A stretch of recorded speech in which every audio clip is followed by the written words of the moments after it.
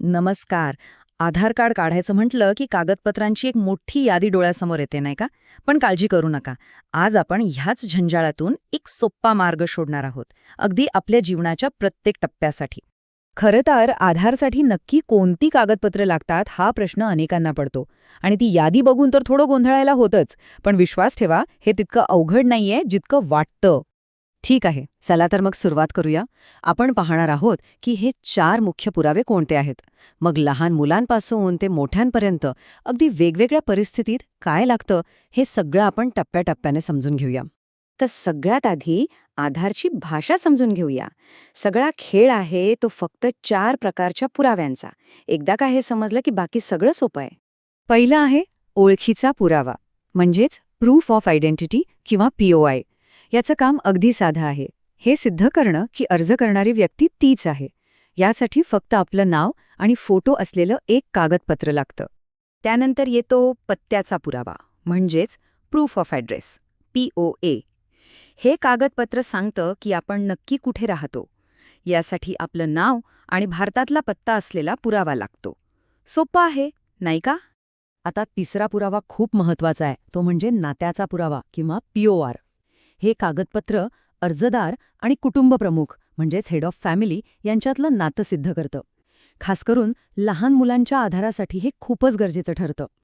आणि शेवटचा चौथा पुरावा आहे जन्मतारखेचा, proof of date of birth, PDB. हे आपलं वय काय आहे हे सिद्ध करतं. तर हे आहेत ते 4 स्तंभ: POI, POA, POR आणि PDB. आता हे लक्षात ठेवलं की पुढचा प्रवास एकदम सोपा होणार आहे. चला तर मग आपल्या या आधार प्रवासातल्या पहिल्या टप्प्याकडे वळूया. घरातल्या सगळ्यात लहान सदस्यांसाठी म्हणजे 5 वर्षांखालील मुलांसाठी आधार कसं काढायचं ते पाहूया. इथे एक गोष्ट लक्षात घ्यायला हवी. 5 वर्षांपेक्षा कमी वयाच्या मुलांसाठी त्यांची स्वतःची ओळख त्यांच्या पालकांशी किंवा कुटुंब प्रमुखाशी जोडलेली असते. म्हणजे मुलाची नोंदणी ही त्याच्या आईवडिलांच्या किंवा गार्डियनच्या आधारावर अवलंबून असते. ही प्रक्रिया अगदी सरळ आहे. कुटुंब प्रमुखाकडे स्वतःचं आधार कार्ड असणं गरजेचं आहे. मग त्यांना मुलासोबतचं नातं सिद्ध करणारा पुरावा द्यावा लागतो. आणि केंद्रावर जाऊन फक्त एक बायोमेट्रिक ऑथेंटिकेशन करावं लागतं. बस, मुलाचा पत्ता आपोआप कुटुंब प्रमुखाच्या आधारशी जोडला जातो. मग कागदपत्र कोणती लागतात? तर इथे सगळ्यात महत्त्वाचं डॉक्युमेंट आहे बर्थ सर्टिफिकेट, म्हणजे जन्म प्रमाणपत्र. आणि याचं वैशिष्ट्य म्हणजे हे एकच कागदपत्र नात्याचा पुरावा आणि जन्मतारखेचा पुरावा अशा दोन्ही गोष्टींसाठी चालतं. त्यामुळे पालकांचं काम खूपच सोपं होतं. बरं, आता मुलं थोडी मोठी झाली म्हणजे 5 ते 18 वयोगटात आली की त्यांच्यासाठी डॉक्युमेंट्सचे पर्यायही वाढतात. चला बघूया आता काय काय नवीन ऑप्शन्स मिळतात. या वयोगटासाठी खरं तर एक गोल्डन डॉक्युमेंट आहे आणि ते म्हणजे पासपोर्ट. आपण पाहू शकता, एक वैध भारतीय पासपोर्ट ओळख, पत्ता, नातं आणि जन्मतारीख या 4ही गोष्टींसाठी पुरावा म्हणून चालतो.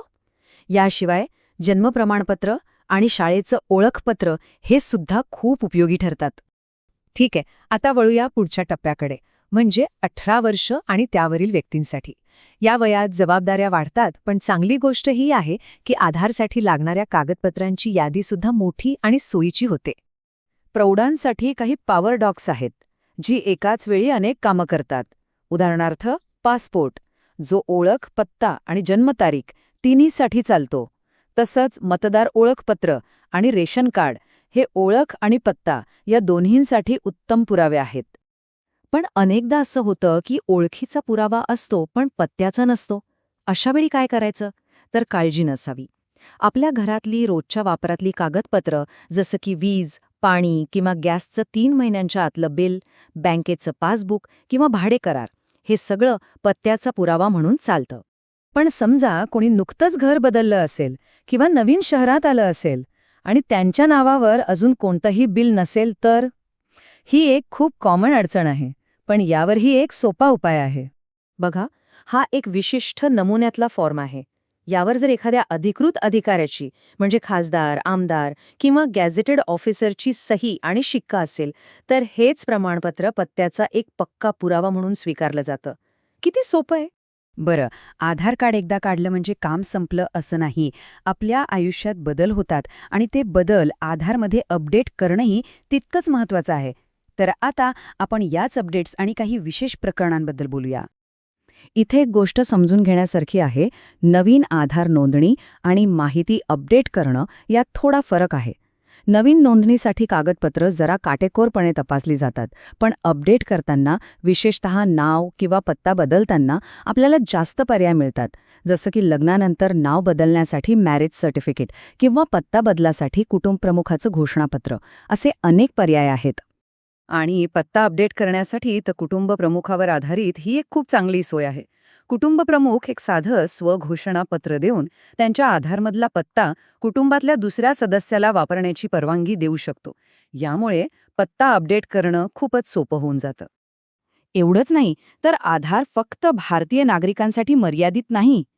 जे परदेशी नागरिक कायदेशीररित्या भारतात राहतात, जसे की OCI कार्डधारक किंवा नेपाळ आणि भूतानचे नागरिक, ते सुद्धा आधारसाठी अर्ज करू शकतात. अर्थात त्यांच्या आधारची वैधता ही त्यांच्या व्हिसा किंवा कायदेशीर वास्तव्याच्या कालावधीवर अवलंबून असते.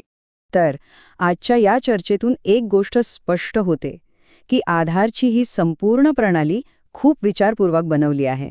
जन्मापासून ते प्रौढत्वापर्यंत अगदी वेगवेगळ्या परिस्थितीतही प्रत्येकासाठी कागदपत्रांचे योग्य पर्याय उपलब्ध करून देण्यात आले आहेत. तर आता विचार करा, आपण आपल्या आयुष्याच्या कोणत्या टप्प्यावर आहोत आणि आपल्यासाठीचं गोल्डन डॉक्युमेंट कोणतं आहे, ते तयार आहे का? कारण योग्य कागदपत्र सोबत असली की कोणतीही गुंतागुंतीची प्रक्रिया अगदी सोपी होऊन जाते.